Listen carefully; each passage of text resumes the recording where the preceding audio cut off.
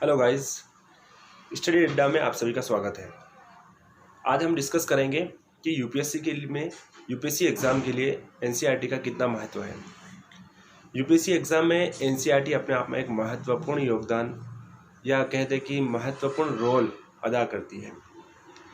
जैसे किसी मकान को बनाने के लिए किसी मजबूत नींव की आवश्यकता होती है, ठीक उसी तरह एनसीईआरटी का भी अपने आप में एक महत्वपूर्ण योगदान होता है।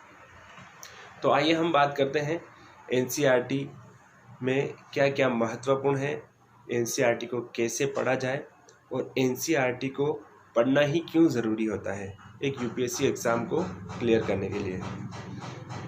तो गाइस देखिए, यूपीएससी के अंदर एनसीईआरटी एक वो आधार प्रदान करता है एक एस्पिरेंट को जो उसे मिलना चाहिए। कहते हैं कि किसी भी एग्ज़ाम को अच्छे से क्लियर करने के लिए उसका आधार जितना मजबूत होगा, आप उस एग्ज़ाम को बहुत ही अच्छे से क्लियर कर पाएंगे। और यूपीएससी भारत के अंदर एक बहुत ही बड़ा एग्ज़ाम है अपने आप में। एनसीईआरटी पढ़ना बहुत ही महत्वपूर्ण है। जैसे कि आप सब्जेक्ट ले सकते हैं यूपीएससी में पॉलिटी, जियोग्राफी, आप PSIR political science and international relations, environment, economics, science and tech. एक इकोनॉमिक्स के साथ तो बहुत ही बड़ा इम्पोर्टेंट रोल है ही है, लेकिन उसके साथ साथ बड़ा सबसे इम्पोर्टेंट रोल अन्य सब्जेक्ट का भी है। जैसे हम बात करते हैं कि पॉलिटी एक ऐसा सब्जेक्ट है जिसमें कुछ बदलता नहीं, जो बदलता है वो वर्तमान में बदलता है।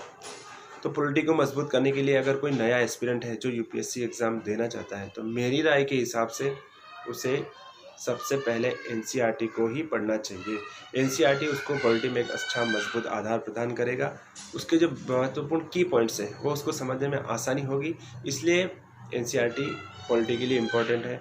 ठीक उसी तरह economics, geography, science and tech, इन सबको पढ़ने के लिए आप सबसे पहले एनसीईआरटी ज़रूर पढ़ें।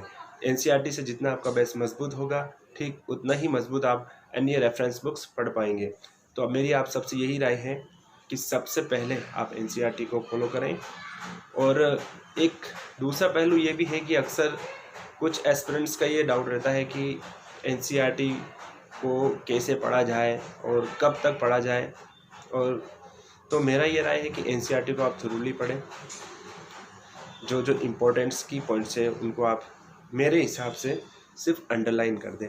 नोट्स बनाने की आपको ज़रूरत नहीं है, क्योंकि आपको एनसीईआरटी सारे सब्जेक्ट का कंप्लीट करने के लिए कम से कम मेरे अनुसार 3 मंथ्स एटलीस्ट देना ही पड़ेगा।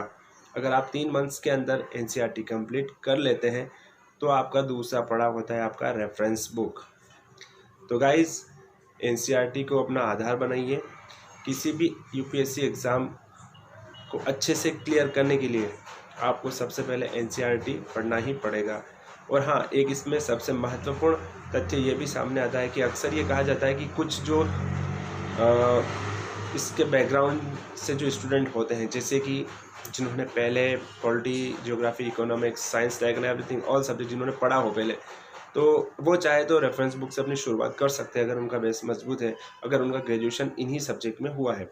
लेकिन यही बात अगर हम साइंस सब्जेक्ट्स के लिए या मेडिकल स्टूडेंट्स के लिए बात करें तो उनको स्पेशली एनसीईआरटी पढ़ना ही चाहिए, क्योंकि 10 तक वो इस सब्जेक्ट को पढ़ते हैं, उसके बाद उनका सब्जेक्ट चेंज हो जाता है। तो आपको आधार मजबूत करने के लिए एनसीईआरटी पढ़ना ही होगा। धन्यवाद।